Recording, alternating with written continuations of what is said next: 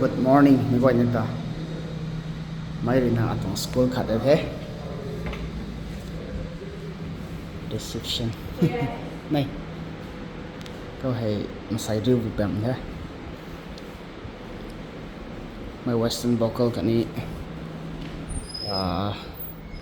Hindustani vocal bam he ra. Che, lo son bi bam ni. Lo sam mi bam he khawa.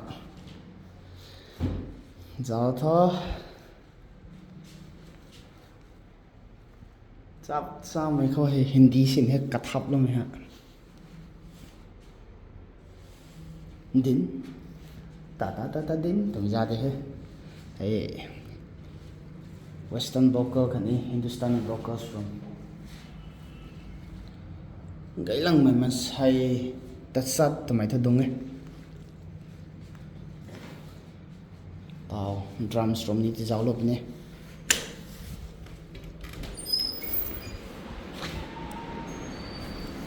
may bên là drums room vậy thế electric tuần drum xin thế các hàng headphone có thể practice được nè vậy thế drums room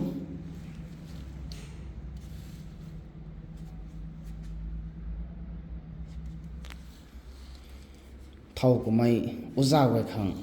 show số đã khang tụi bị gan khao mày speaker có thể nó không bắt được tung gì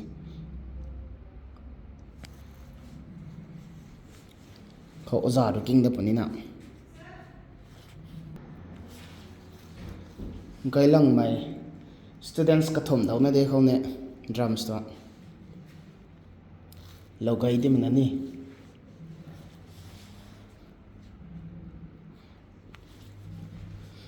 thấy có toàn acoustic drum này thế hay rồi nè jamming của máy số của nó season cái đi này thế tao thôi electric drum xin này thay city không aram biak này pagai thay tao thôi mấy rồi nè drum tong notation này ya chậm rập thế thì kì kick bầm bay snare bầm bay cái bầm bay bay thôi notes số chậm rập để giao tiếp piano thoáng keyboard thoáng chậm lắm để notes thôi có mấy thì kì cái bầm để bay cũng đi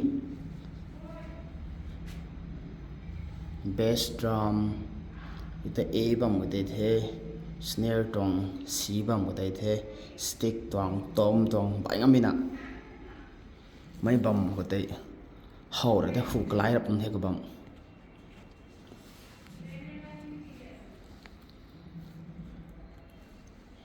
tao guitar trong công ty giáo lên tập này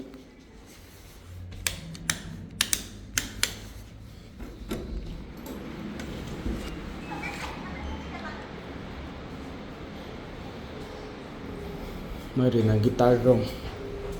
nó ngay để guitar room sai play làm mà ít sao ai weekends kana class lat na kho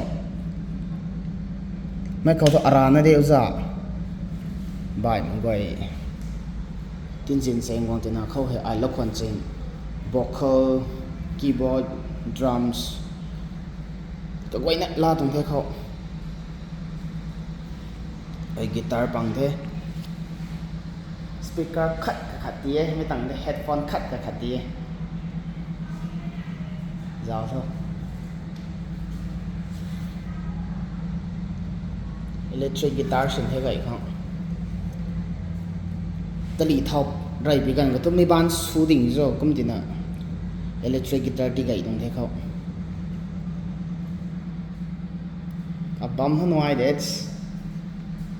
sắp sao mày thế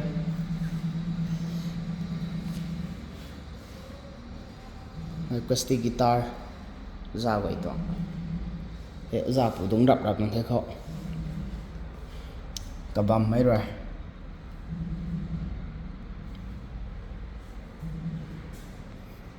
tao thôi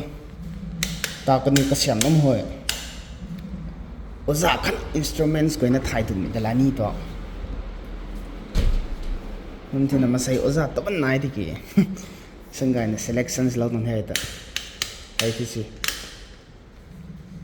ให้เรียนนะ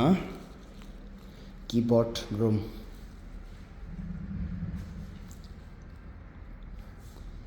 ต่อ instruments บางข้อไกลเลี้ยงไหมนี่ students ไกลเลี้ยงไหม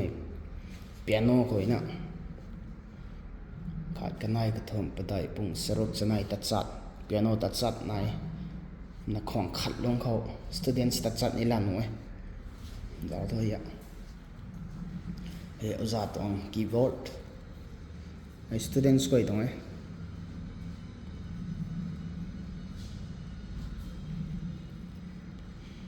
ตาวสนับทุก keyboard ไทยกะฮักไม่ลงมาเกี่ยสามทุกกระตองกระไก่นั่นก็ไอ้ที่นั่นนี่ไม่ต้องสนนะ students ก็ practice ก็นั่นดิ่งละไอ้เท่ก็เสียมไอ้ตรงเช็คก็ต้องเสียมจะหักเลยดิ่งไงสามีทุกอันนี้ไว้ตรง school ใส่ academy ที่ไอ้น่ะ India ก็ at least 47 48 50ตั้งห้องเลยเท่ city กับบางทุยน่ะไม่ตรง school ฮะตาวไอเดลี่งอ่ะต้องไปกันเขา direct ไอแต่ interview ล่ามันนะ school ก็ direct ลากันนี่เด้ Bangalore กันนี่ลากันนี่เด้ Chennai กันนี่ลากันนี่เด้กุม company กุมน่ะลานไปไม่ตรง school เลยนะกุมที่น่ะ anywhere of the India state นี่ตับไปกันเขา direct selection สุดนี่เขาตรีน้อยด้วยตัวรำก้อยเนี่ยให้ corporate ตรงเที่ยวก็ตานนี่นะเขาตรีตันก็ให้สับละเส้นด้วยให้ company ตรงเที่ยวก็ตีตัวนั่นเสกนั่นหู private students สิ่งนี้อาจุ students list ไหนรวมตัวเขาตรีดีบายสุดที่ไม่เท่าไรนะที่ก็ไม่ต่างไปกันเขาน้อยไหมก็ไม่ติกี้ก็บอกตัวกันเขาหนุ่มไม่ตัวกันเขาสติทลาสีไหมปลานบ้านทักเสียมสีไหมแท้กุมสนี่เรียนไปเจงไปกายเจริญรอไม่ก่อยหงตีเรียนลบเล็ดเด้ต่อคลาสก็เขามาเขา students ก็กองตั้งมาคนนี้ไอ้เด้อตรง weekends class ปั๊มเทไม่รู้ขัดตัวเรนะกับบังเบียคันนี้ไม่ที่ city ได้ไหมมันเขาไม่ที่นั่นกับคนตามไหมมันเขาที่นั่นไม่เขาตัวไอ instruments ก่อยนะสำงำตรงที่อาราเนี่ยเดี๋ยวจะก่อนนี่ไหมข้างตัวนั้นตัวไอ western vocal ตรงอุจาระสุดนี่นะฮะไม่ตัว information ให้ไม่ก่อยนี่ตาส่วนนั้น share ชิลล์เลยเด้อันตรง school ตรงเจ้านี่สามีนี่ในไงพิเศษคนนั้นนี่ตรงกูเว้ยก็มาอัปเดตในส่วนดับนี้ใส่ทั้งทุ่งไม้เขาเลยนะไม่ชิลล์เขานี่เยี่ยมกว่าหนูท่า students ก็อีกองพวกคนนี้นำบิลแล้วด้วยหนุ่มไม่ต้องจ้างเส้นไหนที่กิตาวของเขาเรื่อยๆแล้วกันในไทยได้เถอะ